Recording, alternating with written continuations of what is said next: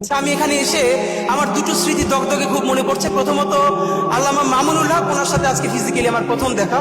ওনাকে দেখে আমার যে স্মৃতিটা মনে পড়ছে, ওনারও মনে আছে কিনা জানি না, কয়েক বছর আগেও মনে হয় 2 বছর আগে ওনাকে যখন জেলে নিয়ে আসলো, উনি জেলের যে জেলখানার যে গাড়ি, তো ওনার মাদ্রাসার জামিয়া রহমানিয়ার বেশ কিছু ছেলেরা খুব ভোরে সম্ভবত বোখারি শরীফ বুকে নিয়ে ওখানে লাইনে দাঁড়িয়েছিলেন, তারা তাদের উস্তাদের কাছে বোখারির সবক নিতে চান।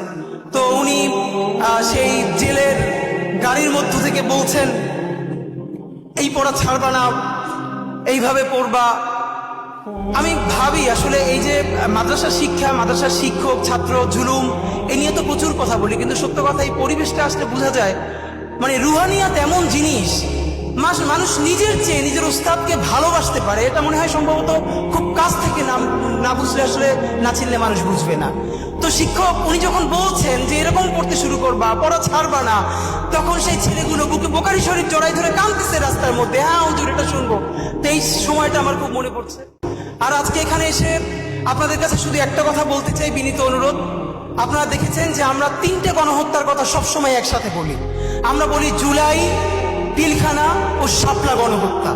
আমরা যতবার বলেছি জুলাই নিয়ে কমিশন হয়েছে, অনেক সমালোচনার পরে পিলখানা নিয়েও একটা কমিশন করা হয়েছে। যদিও বলে রাখি সেই পিলখানার প্রকাশ্য প্রতিবেদন আসবে কিনা আমরা জানি না, কিন্তু ঠিক কোন কারণে শাপলা নিয়ে এখন পর্যন্ত একটা গণহত্যা কমিশন করা যায় নাই?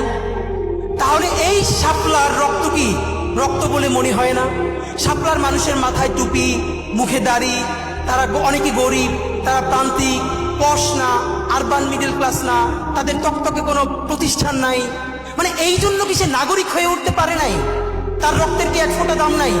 আমরা হাজারবার, ইভেন ডক্টর ইউনূস সাহেব একবার দেখলাম জাতিসংঘকে অ্যাড্রেস করে বলছেন যে আপনারা আসেন, আপনারা এখানে শাপলার প্রতিবেদন, শাপলা নিয়ে তদন্ত করেন। এরপরে আর কেউ কথা বলছে না। আপনাদের কাছে আমার শুধু একটা দাবি, অনেকে বলেছে যে আমরা যে ইনসাফের রাষ্ট্র বলি, ইনসাফের সমাজ যে কায়েম হচ্ছে এটা বুঝবো কিভাবে? এটার আমি প্রথম বলেছি, যেদিন শাহবাগ, সমস্ত শাহবাগ দাঁড়িয়ে প্রকাশ্য ক্ষমা চেয়ে শাপলার বিচারের জন্য রাস্তায় নামবে, সেই দিন বাংলাদেশে যে ইনসাফ কায়েমের প্রারম্ভ হয়েছে সেটা আমরা বুঝতে পারবো। এইখানে যাদেরকে আমরা দেখছি এরা তো শাপলার ভিকটিম। তো শাপলার বিচার কি শুধু শাপলার ভিকটিমরা চাইবে? শাপলার বিচার কি শুধু যার বাবা শহীদ হয়ে গেছে সে চাইবে? শাপলার ভিকটিম কি শুধু মাদ্রাসার ছেলেগুলোরই চাইবে? তাহলে বাকি যারা বাংলাদেশের নাগরিক, তাদের কি শাপলার বিচার লাগবে না? আমরা শাপলার বিচার চাই না বলেই তো এই আবার আমাদের হুজুরেরা, তারা অনেক সময় অন্য বিচার চায় না, এবং আমরা তখন বলি তারা কেন আমাদের পক্ষে কথা বলে না? এই বিভাজন ভেঙে শাপলা গণহত্যার জন্য কমিশন করতে পারতেই হবে আমাদেরকে। আমি আপনাদের কাছে বিনীত অনুরোধ করে যাই আজকে, এবং আমি সত্য কথা বলি, প্রথম দিক থেকে আমার ভীষণ মন খারাপ। আমি কওমি অঙ্গনের সাথে অনেকের কাছে বলেছি, বিচারও দিয়েছি, দাবি নিয়ে, অধিকার নিয়ে, যে প্রায় জুলাই 10 মাস হয়ে গেল, এখন পর্যন্ত ইভেন হেফাজত থেকে শাপলা নিয়ে বড় কোনো প্রোগ্রাম নাই কেন? আমরা ছোট পরিসর থেকে, আমরা তো আমাদের মতো করে বলবো, আমরা তো ধর্মীয় দৃষ্টিকোণ থেকে না বলে আমরা একটা ন্যাশনাল ইন্টারেস্টের জায়গা থেকে বলি। হেফাজতকে আমরা ধর্মীয় গোষ্ঠী মনে না করে আমরা তাদেরকে নাগরিক কাউন্ট করে বলবার চেষ্টা করি, কিন্তু তাকে তো অনেক ফোর্স থেকে অনেক জায়গায় বলতে হবে। তো অত্যন্ত ধন্যবাদ যে অন্তত শাপলা স্মৃতি সংসদ অফিসিয়ালি করা হলো, এইটা শুরু হলো। গণহত্যার বিচার শুরু না করা পর্যন্ত শাপলা স্মৃতি সংসদ বন্ধ করা যাবে না, এটা আপনাদের প্রতি আমাদের বিনীত অনুরোধ। নাম্বার 2, এইখানে যত আলেম ওলামা আছে, এই আলেম ওলামারা তো থাকবেই, কিন্তু শাপলার বিচারের জন্য আমরা বাংলাদেশের ইউনিভার্সিটির, ইভেন আমার টি শার্ট পরা বোনদেরকে পর্যন্ত রাস্তায় দেখতে চাই। কারণ শাপলার বিচার যদি না হয় তাহলে পিলখানার বিচারও কিন্তু হবে না, এটা আপনাদেরকে বলি।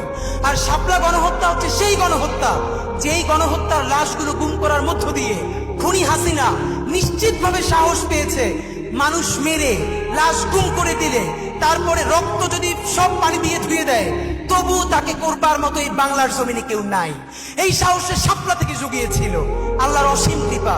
আপনি ভাবেন 1 যুগ হয় নাই, যে বলেছিল রং মেখে শুয়েছিল।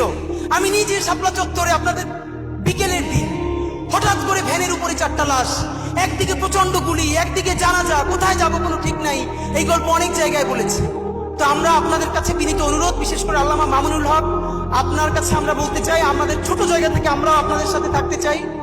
এর পরের প্রোগ্রাম আমরা দেখতে চাই গুলশানের ওয়েস্টিন অথবা কোনো 5 স্টার হোটেলে আপনারা শাপলার যত ডকুমেন্টেশন আছে আপনারা অন্তত 51 জন শহীদের তালিকা দিয়েছেন, 51টা পরিবার, তাদের প্রত্যেকের ডকুমেন্টেশন ইংলিশে এবং আরবিতে করে যতগুলো এম্বাসি আছে প্রত্যেক রাষ্ট্রদূতকে দাওয়াত দিয়ে এরপরে 5 স্টার হোটেলে প্যারালালি ইংলিশ এবং আরবিতে ব্রিফ করতে হবে খুনি হাসিনা দিল্লির সহযোগিতায় কিভাবে বাংলাদেশে গণহত্যা চালিয়েছে।